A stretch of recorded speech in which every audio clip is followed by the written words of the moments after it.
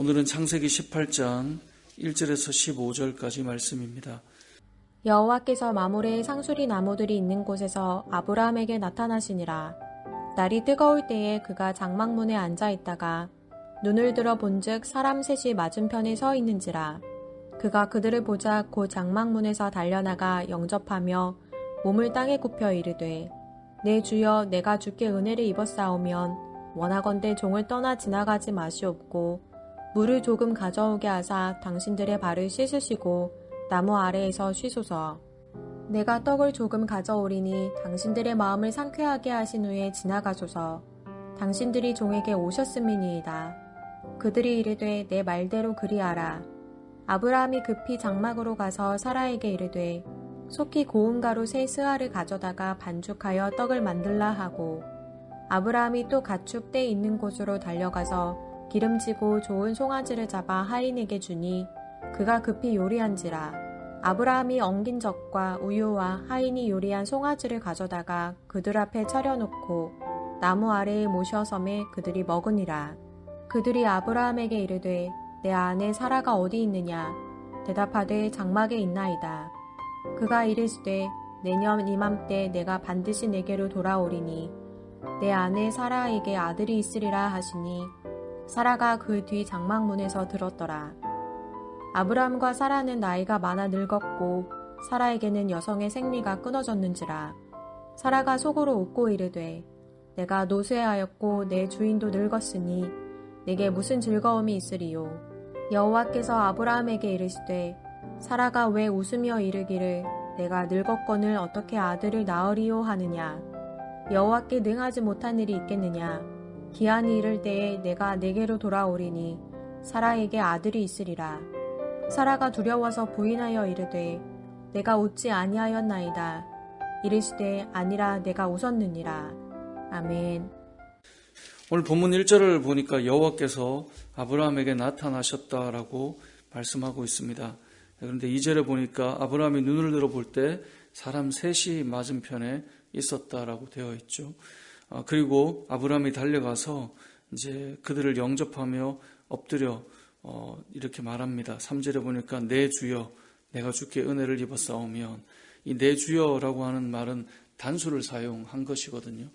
그러니까 분명히 1절에 보면 여호와께서 나타나셨는데 3절에 보면 사람 셋이고 2절에 보면 사람 셋이고 3절에 보면 다시 단수로 내 주여라고 말하고 있습니다. 그리고 19장에 가보면 두 천사는 이제 소돔으로 향해 갔다라고 되어 있고요. 18장 후반부의 내용은 하나님과 아브라함이 대화하고 기도하는 내용이 나옵니다. 그래서 오늘 본문에 등장하는 인물은 여호와 하나님과 두 천사 그리고 아브라함, 이제 이렇게 생각하면 좋을 것 같습니다.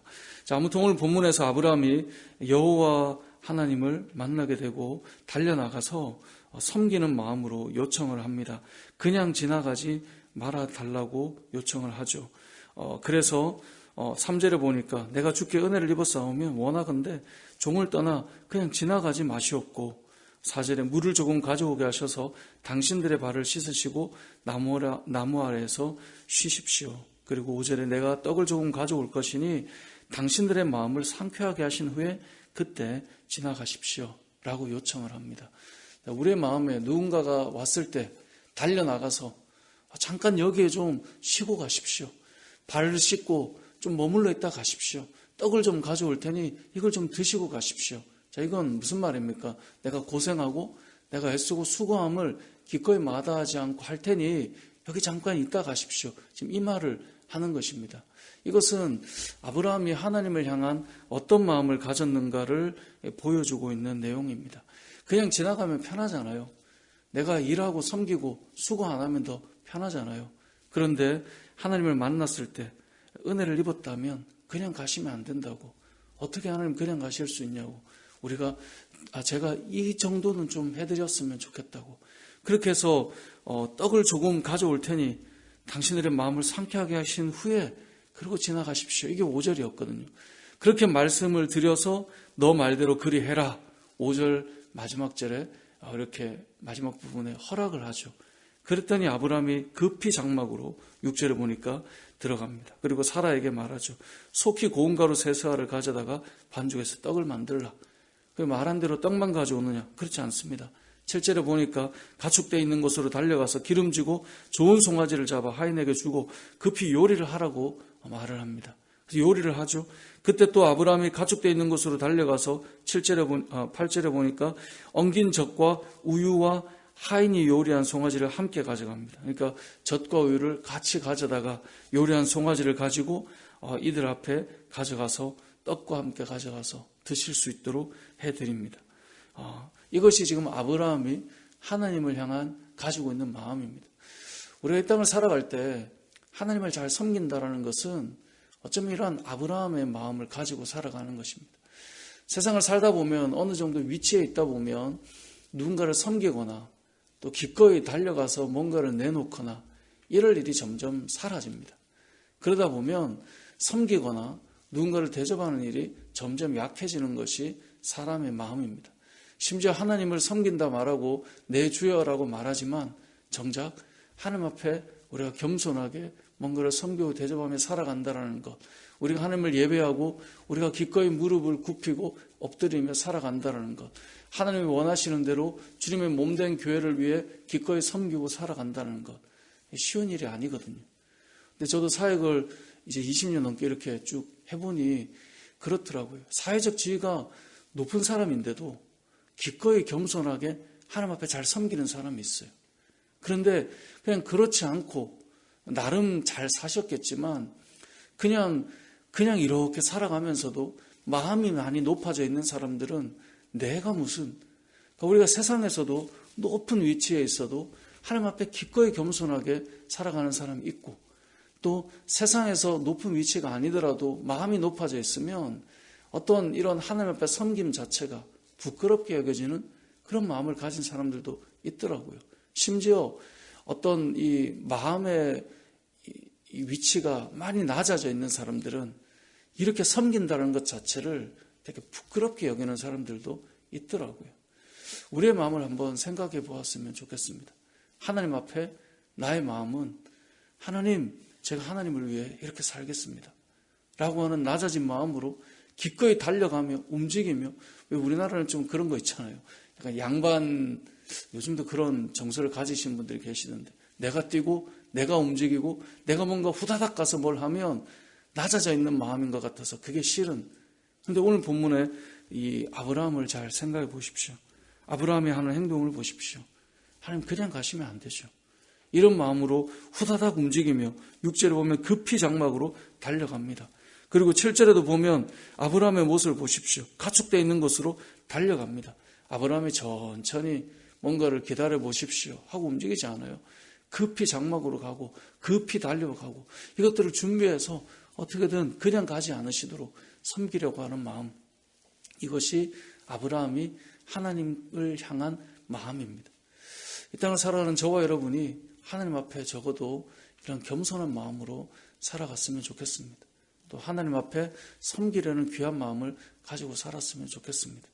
결국 잘 보면 이런 마음을 가진 자들이 하나님의 복을 받은 자들입니다. 하나님의 복을 받는 사람들은 어떤 사람들이냐? 하나님으로부터 복이 임함을 알기 때문에 하나님께 어떤 마음으로 살아야 되는지를 아는 사람들입니다. 아브라함은 하나님의 복을 받은 사람이잖아요. 하나님의 부르심을 받은 사람이잖아요. 하나님 앞에 기꺼이 무릎으로 나아갈 수 있고 하나님 앞에 섬김으로 설 수 있는 마음을 가진 모습, 이것이 저와 여러분이 가져야 될 모습이라는 것입니다. 오늘 알 수 있는 두 번째 내용은 이런 섬김 가운데 하나님께서 다시 이 언약의 복을 말씀해 주십니다. 그것이 무엇입니까? 내년 이맘때 다시 너에게로 올 텐데 그때는 아들이 있을 것이다. 분명히 어제 아브라함과 얘기를 나눴지만 오늘은 이 대화 속에 누가 동참하게 됩니까? 사라가 동참하게 됩니다. 물론 사라를 앞에 세우진 않지만 물어보죠. 사라가 어디 있느냐? 9절이죠. 내 안에 사라가 어디 있느냐? 대답하되 장막에 있나이다. 자, 장막에 있다는 말을 들었고 하나님께서 말씀하시죠. 내년 이맘때 아들이 있을 것이다. 자, 이 상황에 장막문에서 누가 들었습니까? 사라가 듣고 있죠. 하나님께서 사라가 듣고 있음을 알고 있잖아요. 뒤에 내용을 보면. 사라가 이제 이 안에 동참하는 겁니다. 근데 아브라함과 사라는 나이가 많았고 사라에게는 이제 생리도 끊어졌어요. 그러니까 세상적인 인간적인 생각으로 해보면 자녀가 태어날 수 없는 상황이죠. 그래서 12절에 보면 사라가 속으로 웃습니다. 이건 어제 아브라함이 말씀을 듣고 웃었던 것과 같습니다. 그냥 이스마엘이나 이 마음이죠. 사라가 웃으면서 내가 무슨 주인도 늙었고 또 내가 무슨 그런 즐거움이 있겠느냐라고 말을 하죠.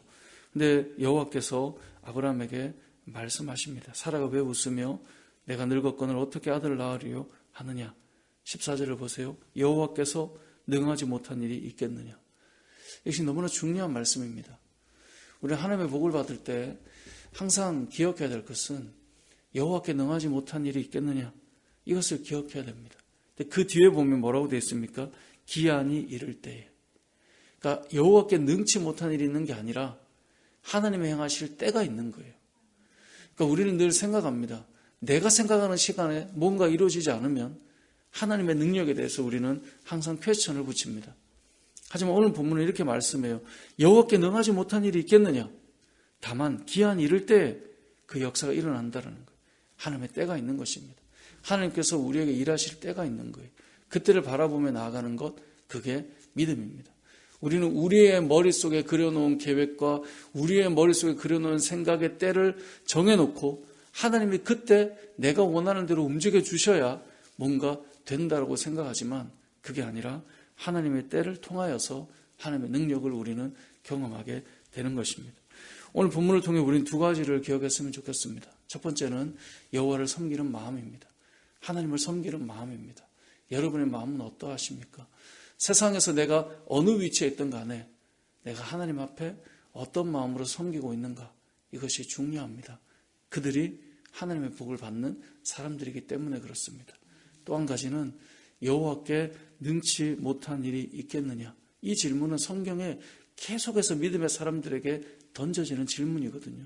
근데 오늘 본문에 능치 못할 일이 있는 것이 아니라 하나님의 때가 있다는 것을 알려주시는 것을 기억하시고 우리가 주의 때를 기다리며 주의 능력의 일하심을 바라보며 소망을 잃지 않고 믿음으로 살아가는 저와 여러분 되시길 주님의 이름으로 축복합니다. 아멘.